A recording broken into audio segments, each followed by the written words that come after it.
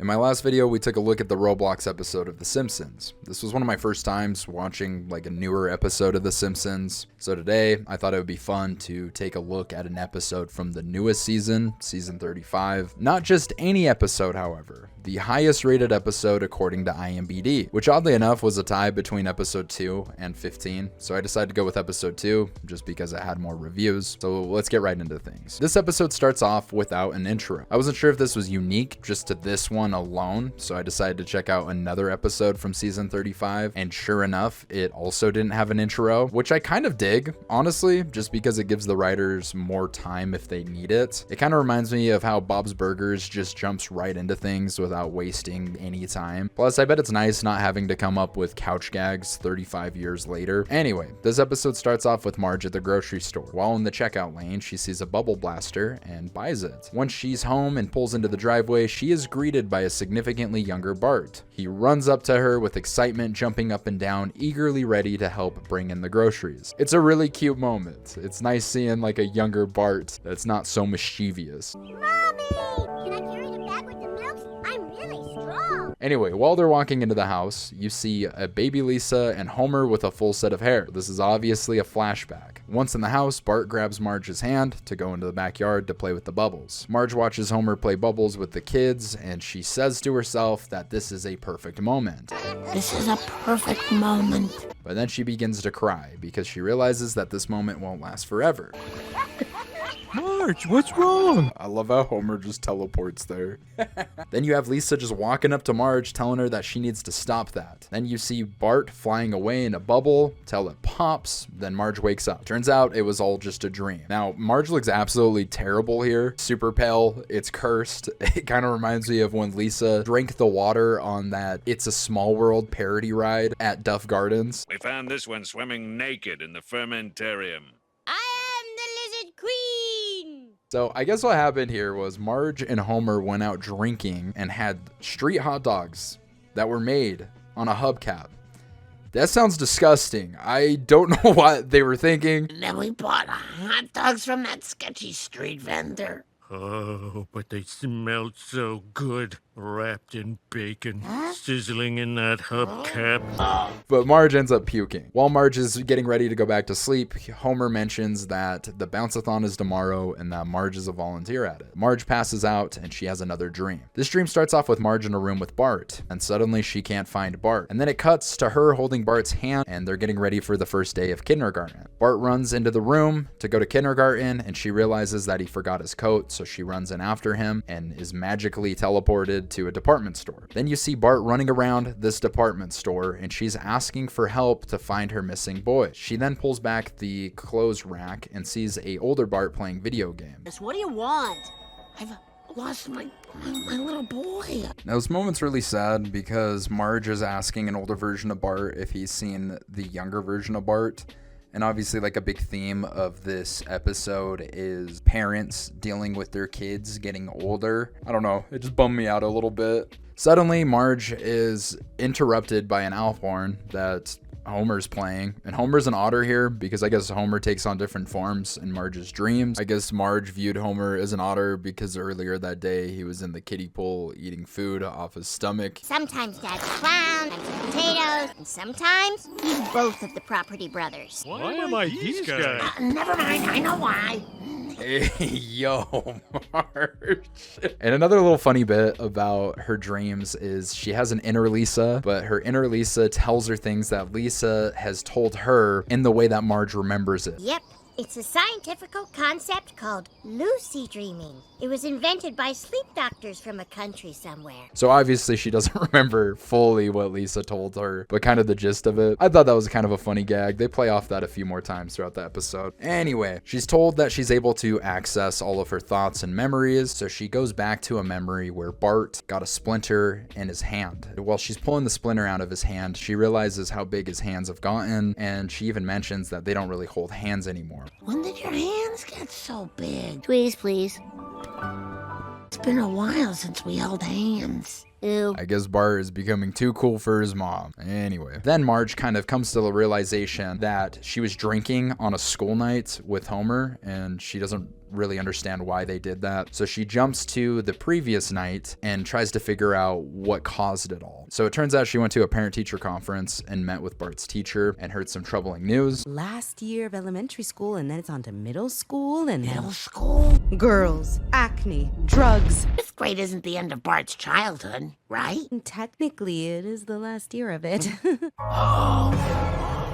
And obviously this struck a chord with Marge, and that's why her and Homer ended up going drinking. Then Marge wakes up and she goes downstairs to check up on the kids, getting ready for Bounce-a-thon. But she sees Homer trying to make Rice Krispies, and the smell of burning Rice Krispies causes her to puke. Moisten it with the last of the eggnog.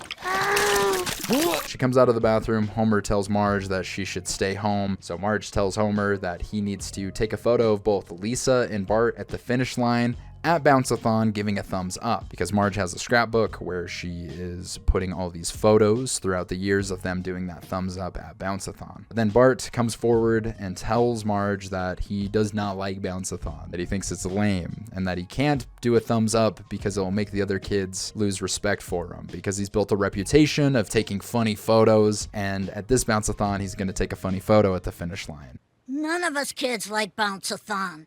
It's not very cool. Well, you thought it was cool last year. Yo. Then Marge goes back to sleep. In this dream, Marge is like running away from a bear, and that she realizes that she doesn't need this bear to symbolize what she's running away from, and that what she's running away from is Bart growing up. She says this line that is like so heartbreaking. She couldn't remember when they stopped holding hands. Bro, that's so sad. Should have treasured every time he held my hand. I don't remember when he stopped. But then Marge starts to realize that all of her kids are gonna grow up. Bart is just the beginning, one by one. And then there's some like Terminator 2 reference, which was really funny to me. I mean, I love the Terminator. That's one of my favorite movies ever. I thought it was kind of weird that Marge's skeleton, there's like bone in her hair. Like she just has like a big ass skull. I don't know.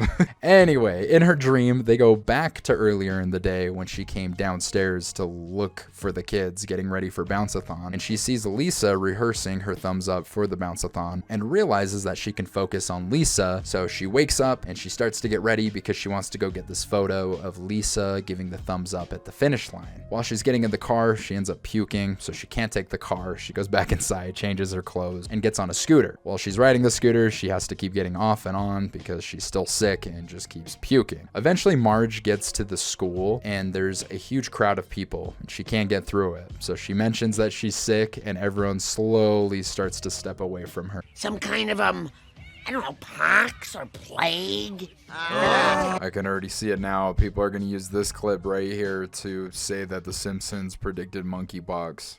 I don't know. Some kind of, I don't know, pox? I don't know, pox? Once she gets to the front, she's trying to snap a photo of Lisa, but she starts smelling all the different foods that are being made, and it starts to make her want to puke. Trying to hold it in, and while she's doing that, trying to get that photo, she ends up passing out. Which, first off, didn't Marge tell Homer that he needed to get this photo of the kids at Bounce-a-thon? Like, where is he? He was nowhere in sight. He literally had one job. I feel so bad for Marge. Anyway, Marge wakes up in a first aid tent with Bart's teacher. She looks at her photo of Lisa and it's like super blurry. This got a laugh out of me, I'm not gonna lie. I just thought it looked funny and goofy. But then Marge talks to Bart's teacher and mentions that she's been a wreck ever since they had their meeting, and ever since Bart's teacher mentioned that Bart's childhood would be over. But it turns out that Bart's teacher didn't say any of that. No, of course not. Oh my gosh, it was a dream. Then Marge falls back asleep, and in this dream, she's more at peace. She's talking to Homer, realizing that it's going to be great seeing their kids grow up. Then she wakes up, and she's not pale anymore, which is kind of weird, because I don't know if it's supposed to symbolize that she wasn't actually sick. She was just anxious about her kids growing up, and she had to let go of that to stop feeling so sick, if that makes sense. Anyway, she gets out of the tent and she goes to the finish line to snap a photo of Bart. And right when Bart crosses the finish line, he takes one of the balls that he has on his head and the one he's bouncing on and makes them look like a pair of butt cheeks. He starts laughing and kind of, gets it in a way. She just realizes that that's my son. I love him and he's kind of silly and different. And it's really cute because they end up holding hands at the end. Wanna go to the dunk tank? Sure. And it's a really beautiful ending because it just ties everything together. So this episode, what did I think of it? I think it's great. I'm not gonna lie. It's not like classic Simpsons, but I think there were a lot of things that stood out to me. First and foremost, the score in this episode is phenomenal. The music in the beginning and that piano to play us out was just perfect. Another thing about this episode that stood out were some of the shots. I mean, it's animated, but you know what I mean? Like some of the angles that they took, they looked so good. And that dream sequence where Marge is realizing that all her kids are gonna grow up and the house is just imploding looked so good. And the lighting too. There's a lot of really good moments that are lit well. I love it. It just looks so beautiful. Like it's a great looking episode. Obviously the message in this episode, it really, pulls at the heartstrings. I wouldn't say it's like some classic Simpsons that will, damn near make you cry. I liked it when it was me, Mom, and Homer. You wrecked everything. I'm leaving. Goodbye. Bart! Dad, she can talk. Say it again, Lise. Bart! Bart, Bart, Bart, Bart, Bart.